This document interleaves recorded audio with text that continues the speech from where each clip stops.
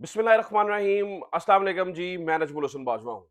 आज 8 मार्च है और जुम्मे का दिन है। कुछ बड़ी खबरें आपके साथ शेयर करने के लिए सबसे पहली और बड़ी खबर तो नाज़रीन कराम जो आपके सामने रखनी है वो ये कि इदारे से किस अहम तरीन शख्सियत की बल्कि एंटी इमरान खान शख्सियत की छुट्टी हुई है और अब उनकी जगह एक कौन सी शख्सियत आई है जो कि कानून की, इंसाफ की, हक की और सच की बात करती है। यानी कि जो मैं कह रहा हूं कि इमरान खान की हामी से मुराद वो शख्सियत कानून के बारे में बात करती है, वो शख्सियत हक के साथ खड़ी है और वो उस शख्सियत के इस अहम तरीन पोस्ट पे यानी कि इस अहम तरीन जिम्मेदारी मिलने के बाद यकीनी तौर पर तहरीक इंसाफ को भी कुछ सुख का सांस मिलेगा और हम ये एक्सपेक्ट कर सकते हैं कि मुल्क के अंदर कोई पॉजिटिव चेंज, पिछले लंबे अरसे से कोई पॉजिटिव चेंज आया है तो वो ये हो सकता है। तो ये शख्सियत कौन है और किसकी छुट्टी हुई है, इस बारे में कुछ चीजें आपके सामने रखनी है।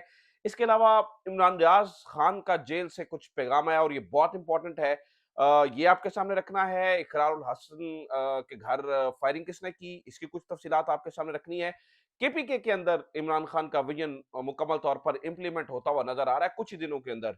इसके बारे में भी कुछ चीजें आपके सामने रखनी है और नाजरीन कराम, मरियम नवाज साहिबा की ये जो वो शो ऑफ कर रही है ना, मेरी बड़ी पढ़ी लिखी काबीना, नई काबीना, नए चेहरे, इसकी भी हकीकत कुछ आपके सामने खोल के रखनी है। सो काफी सारी खबरें हैं।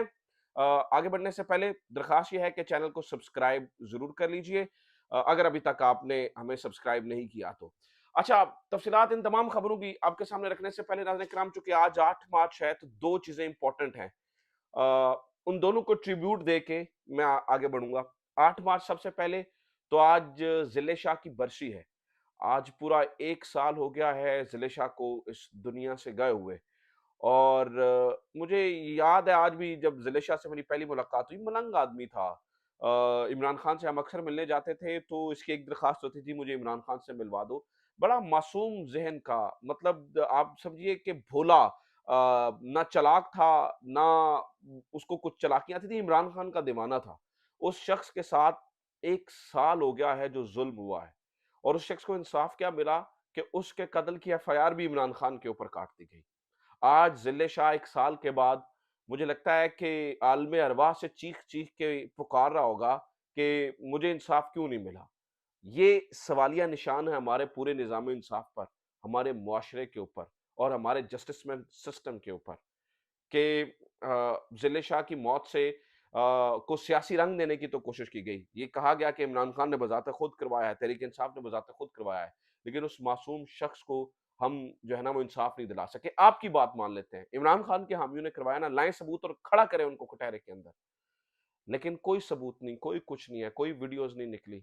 एक ऐसे इलाके में उसके साथ ये काम हुआ जहाँ पर वो कहते हैं ना मुबैना तौर पर एक्सीडेंट हुआ, जहाँ पर वीडियोज़ ही वीडियोज़ होनी चाहिए थी। कोई वीडियो सामने नहीं आ सकी नाज़रीन किराम, कुछ सामने नहीं आ सका। तो आज बड़े अफ़सोस का दिन है, मेरा दिल दुखी है। यकीन कीजिए मैंने यूँ ही सुबह उठ के पढ़ के पढ़ा ना कि आज ज़िले शाह की बरसी है। मेरा दिल मतलब सुबह सवेरे ही मेरी एनर्जी डाउन हो गई क्योंकि सुबह से उसकी मासूम शक्ल मेरी आँखों के सामने घूम रही है। बड़ा अफ़सोस है। तो लिहाजा आज के दिन ज़िले शाह के लिए ढेर दुआएँ, अल्लाह ताला उसके आगे की मासूम शख्स है, जन्नती शख्स है, लेकिन आएँ आज सब उसके लिए, अगर आप मेरी ये वीडियो देख रहे हैं तो एक दफ़ा सूरह फ़ातिहा ज़रूर पढ़िए उस शख्स के लिए और उन तमाम लोगों के लिए जो इस पूरे मामले के अंदर पिछले 2 साल के अंदर शहीद हो गए।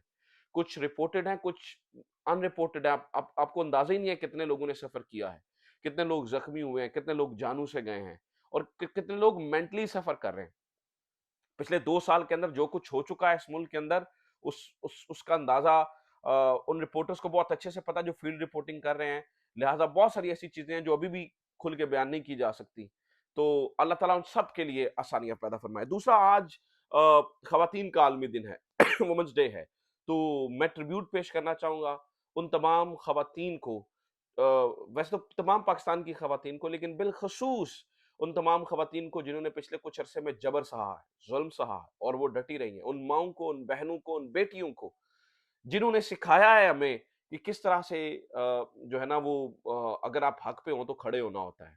मुझे बहुत ज़्यादा ज़ाती इख्तिलाफ़ात रहे हैं बहुत सारी ख़वातीन से जो अभी हीरो बन के सामने आई हैं, हीरोइन बन के सामने आई हैं, लेकिन आज उनका कद हम सबसे बहुत बड़ा है। 10-10, 11-11 महीने से जेलें काटी हैं। कोई बड़े घर की है, कोई छोटे घर की है।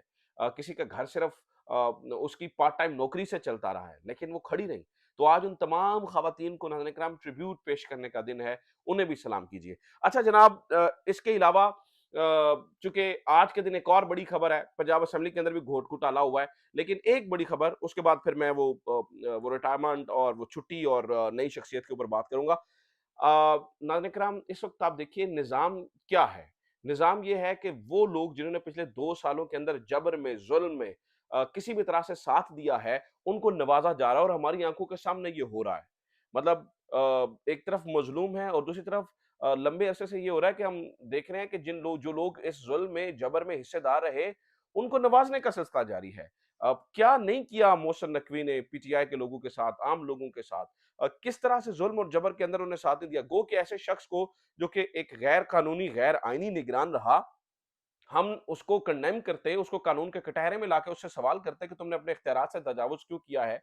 आज सुबह की खबर देख लीजिए कि उन्हें वफ़ाकी वज़ीर दाखिला बनाया जा रहा है। ये बड़े अफ़सोस की बात है और ना सिर्फ़ न यानी कि उनको एक तरफ चेयरमैन पीसीबी और दूसरी तरफ यानी कि वो लोग जिन्होंने सर्व किया ख़ास मकासद के लिए, उन्हें किन-किन ओहदों पर नवाज़ा। अभी आप ये भी खबर सुनेंगे कि जो हमारे निगरान वज़ीर-ए-आज़म हैं, उन्हें चेयरमैन सेनेट बना दिया जाए।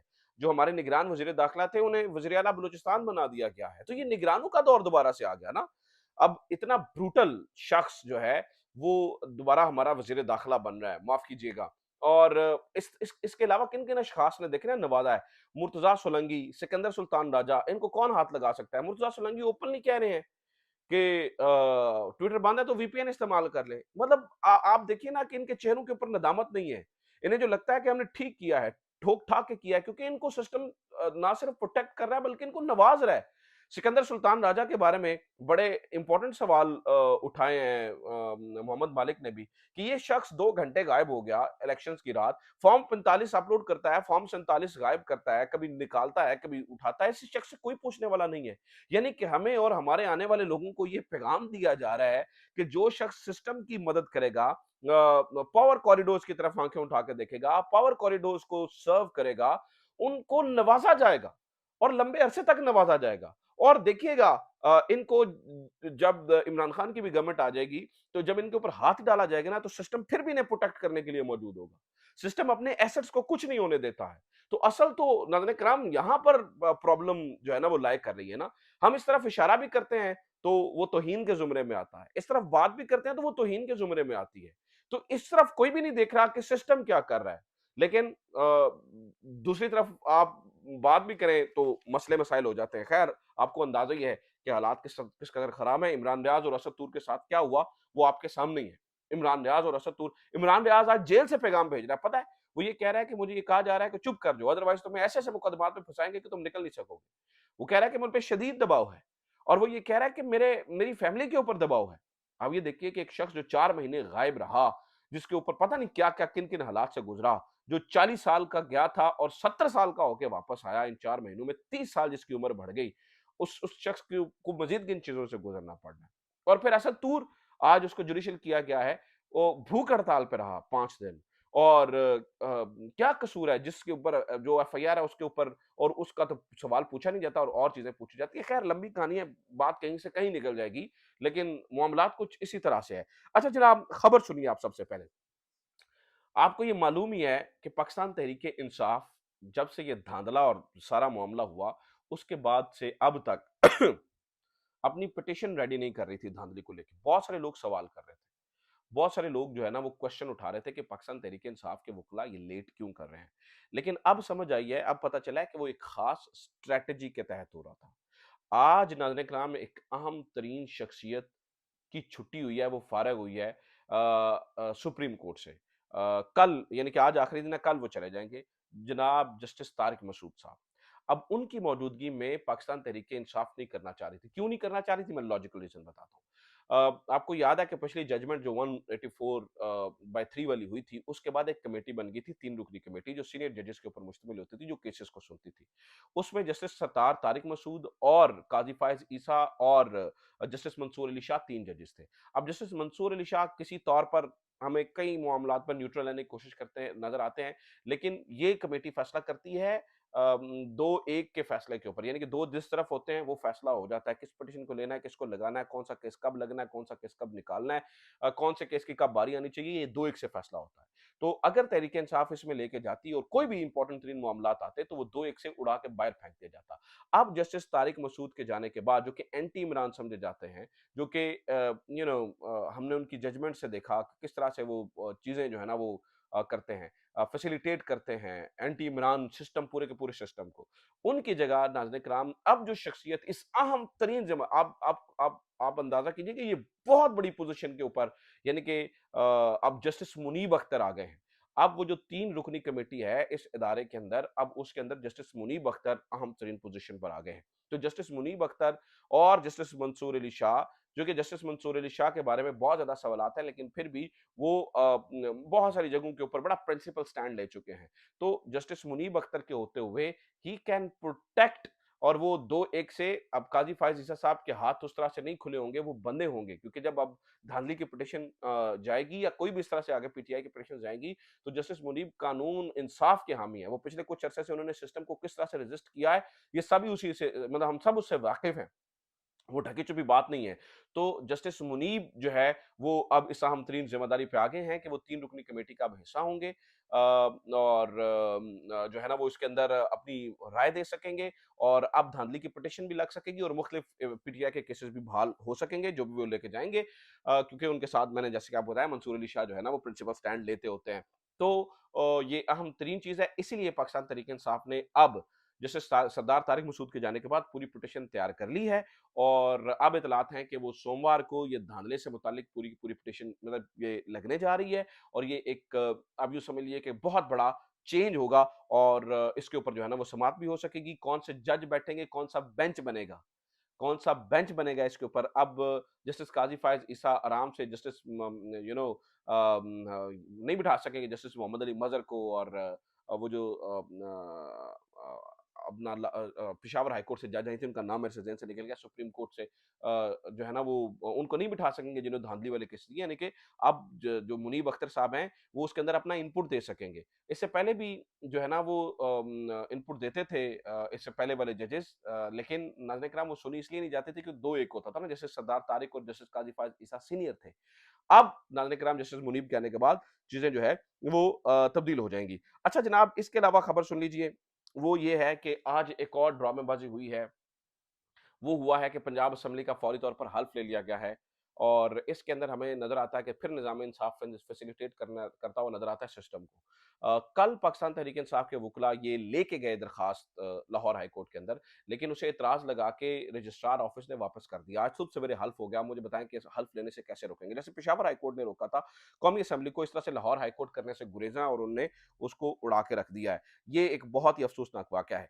तीसरी कहानी नाज़रीन किराम ये है कि जनाब इस वक़्त जो